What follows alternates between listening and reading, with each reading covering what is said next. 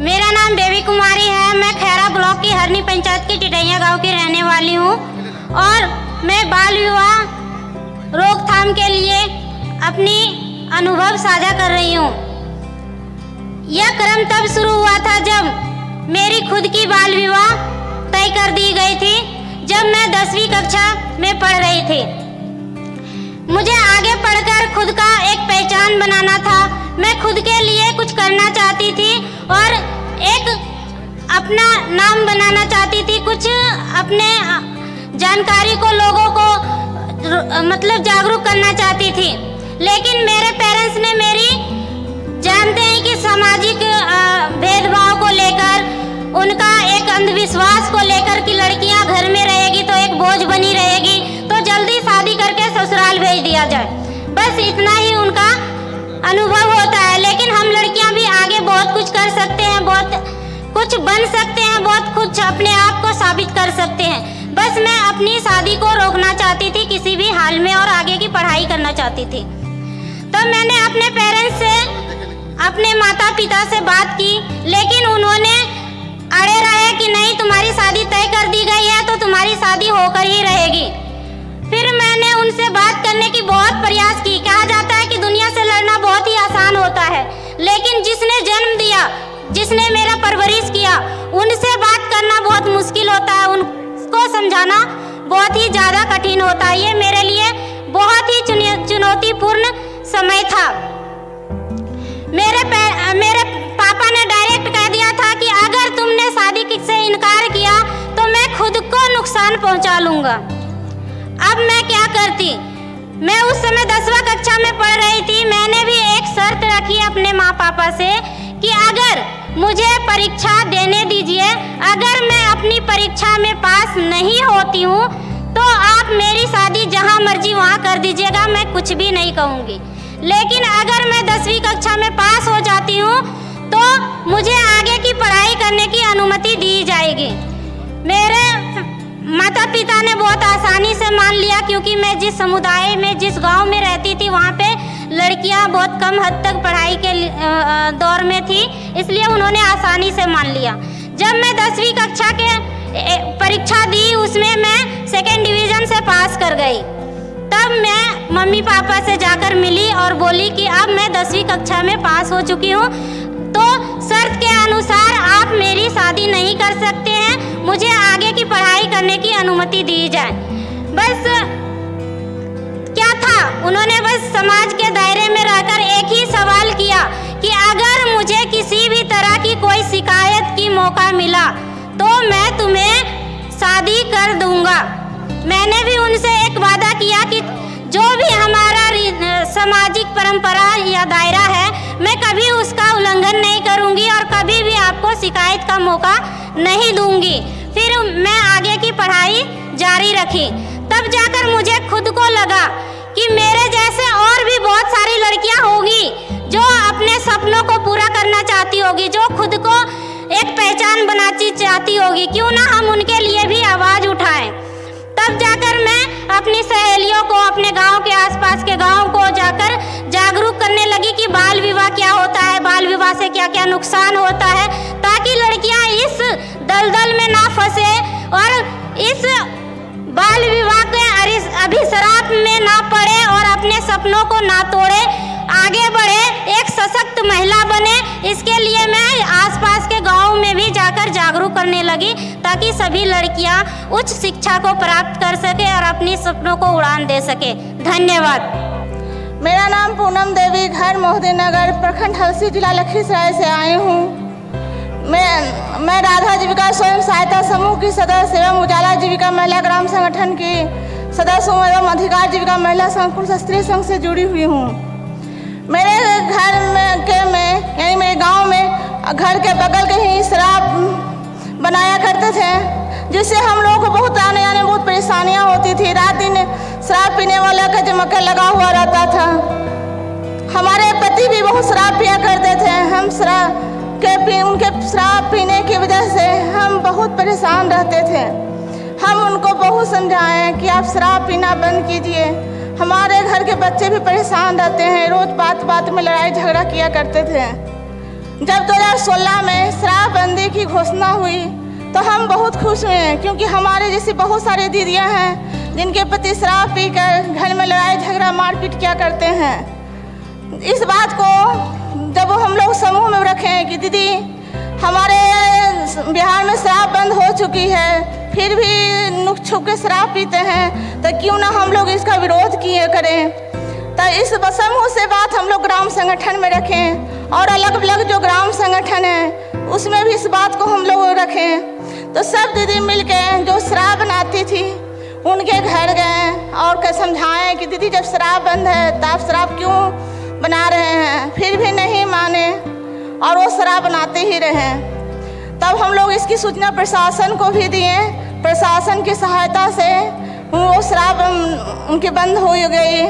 आज हमारे घर में हमारे पति शराब नहीं पीते हैं, आज हम खुशी से जी रहे हैं, जिसकी वजह से जो पैसा शराब में खर्च होता था वो पैसा हमारे बच्चों की पढ़ाई में खर्च हो रहे हैं। और इसी तरह होली के दिन भी एक लड़का हमारे घर के बगल में जो दीदी को गाली गलौज करने लगा और बेतुकार बातें बोलने लगा, तो इस समय सब दीदी मिलकर हमने उसे पकड़कर पेड़ में बांध दिया और इसकी सूचना प्रशासन को दी और प्रशासन से हमें बार बार बहुत सहायता मिली है। और टोल फ्री 15,545 पे करके जब भी कोई दीदी शराब बनाती है उनको हम पकड़वाते हैं। आज हमारे गांव में समाज में शांति का माहौल है और हम लोग खुशी जीवन जी रहे हैं। धन्यवाद। जय बिहार, जय जीविका। हमार नाम गुंजन देवी छिके, ग्राम ओझाटी, पंचायत पिरौन, लक्ष्मीपुर प्रखंड के रहे वाला छिके। हमार परिवार दारू बेचे के काम करे छले। जब से दारू बंद होले हमें तो बहुत खुश होलिए कि हमार घर दारू ना अते, लेकिन खुशी के साथ साथ दुख भी होले कि हमारा आमदनी बंद हो गए। आमदनी बंद होला से चिंता से हमार पति बीमार रहे लगले। बीमार पति के इलाज करावे के पैसा नहीं रहे के कारण सही से इलाज नहीं करावे पा लिए। फिर चंदा करके पति के अपन इलाज करे लिए तो पता चलले कि उनका गंभीर बीमारी छे। बीमार पति और बच्चा छोटा होवे के कारण कहीं मजदूरी भी नहीं करे पारे छलिए। धीरे धीरे हमारे घर के स्थिति बहुत खराब हो गए, इतना खराब हो गए कि मतलब दिन खाए छलिए तो रात नहीं, रात खाए छलिए तो दिन नहीं। फिर बीमार पति से लेकर जब तक दुकान न मिले उतना बहुत जिंदगी में तकलीफ संघर्ष कर लिए। फिर जीविका के शारदा ग्राम संगठन से हमार चयनित सतत जीविकोपार्जन योजना में होले हमरा श्रृंगार दुकान मिलले, दुकान बनावे के लिए 10,000 मिलले, ग्राम संगठन से 20,000 के श्रृंगार के सामान मिलले, 7 महीना 1,000 खर्च के खा पिए ला 7,000 मिलले। आज हम ई दुकान से घर में एगो दरवाजा लगलिए, एगो चौकी खरीदलिए, एगो गाय खरीदलिए। ई दुकान में हम अभी किराना सामान भी रखे छिए। मैं अपने से साग सब्जी लगावे छिए। आज हमारा पूरा परिवार हरा ताजा साग सब्जी और शुद्ध भोजन भरपेट खाए छे। हमें बीमा भी करवा लेन छिए, हमरा राशन भी मिले छे, हमार बच्चा स्कूल भी जाए छे, ट्यूशन भी जाए छे। अपन बच्चा के हमें पढ़ाई लिखाई के पुलिस बनावे चाहे छिए ताकि पुलिस बन के हमार बच्चा समाज के सेवा करते। 5 से 6,000 के रुपया के आमदनी है छे और कुल संपत्ति 70 से 75,000 के छे। हमें बहुते खुश छिए कि अब केकरो आगे हाथ नहीं फैलावे पड़े छे। अगर कहीं दारू बिके के बारे में पता चले छे तो 15,545 नंबर पर फोन करे छिए, पुलिस आवे छे और ओकरा पकड़ के ले जाए छे। दारू बंद करे के लिए नीतीश भैया के बहुत बहुत धन्यवाद। जय जीविका, जय बिहार। हमरा नारीना देवी होले, घर महुराटन, पंचायत घर महुराटन, प्रखंड टटिया मर्च के, जिला मुंगेर के रहे वाली छिकिए। शीतला समूह की सदस्य किए, सफलता भीओ की सदस्य किए। हमरो पति पहले हमेशा बीमार रहे छले, बीमारी के वजह से कोई काम नहीं करे पारे छले, तो ओकरा वजह से घर के जिम्मेदारी हमरे उठाए पड़े छले। तो घर अलग बगल में दारू बनाए छले तो हमहूँ बनाए लगलिए, बना के बेचे लगलिए, किसी तरह से खाए लगलिए। तो जब से नियम कानून लगी गए बिहार में, दारू बंद हो गए तो दारू नहीं बना लगलिए। तब हमरा सोचल पड़ी गए कि अब हम की करिए, केना हमरा घर चलते, केना पालन पोषण होते। तो हमें जाए लगलिए खेत में कटनी बंधी करे ली, गाँव गिरान में चौका बर्तन करे ली। किसी तरह से जिंदगी किसी तरह समय काटल गए। एक वक्त का खाना मिली जाए छे, मगर दू वक्त का खाना नहीं मिले पारे छे। तो ओकरा वजह से हमरा बहुत गरीबी जिंदगी काटल पड़ी रहे छे। ग्राम संगठन का दीदी अले, हमरा गरीबी देखते हुआ हमरा नाम सतत जीविकोपार्जन योजना में हमरा नाम चयन करी लेलके। ओकरा से SIF से 10,000 हमरा रुपया मिलले। ओकरा किराना के घर दुकान बनेलिए, किराना दुकान के घर बनेलिए। फिर हमरा 18,000 पूंजी मिलले। ओकरा से दुकान का सामान मान लिए। फिर एक महीना 7 महीना तक 7,000 रुपया मिलले। वो भी अपना हम दुकान में लगेले छिए। ओकरा से मैं अपना दुकानदारी अखनी करे छिए। और ओकरा से रोज दिन का डेली बिक्री करी ले छिए 1,000-1,200 का। ओकरा से 100-200 150 रुपया हमरो बचत हो जाए छे। ओकरा से 10 रुपया 20 रुपया भी संगारी का 100 रुपया हो छे बैंक में जाके जमा करे छिए। घर ओकरा से अखनी हमरो घर चली जाए छे, पालन पोषण हो जाए छे। दुकान के कमाई से हम एगो बकरियो लेले छिए, एक बकरी लेले छिए। एक बकरी से हमरा पास 6 बकरी छे अखनी। धीरे धीरे दुकान का कमाई से मनिहारी के भी दुकान मनिहारी के सामान रखले छिए दुकान में। धीरे धीरे मनिहारियो बेचे लगलिए। और धीरे धीरे अपना बच्चा भी स्कूल भेजे लगलिए। थोड़ा सा जगह में हरा साग सब्जी भी लगेले छिए। पहले तो हरा सब्जी खाए नहीं पारे छलिए, अब हरा सब्जी भी खाए ले छिए। थोड़ा बहुत तनी मनी बेचियो ले छिए। धीरे धीरे अपना रहे के व्यवस्था बनेले छिए। पहले टूटलो फूटलो घर छले, घर में पानी चुए छले, कोई व्यवस्था नहीं छले।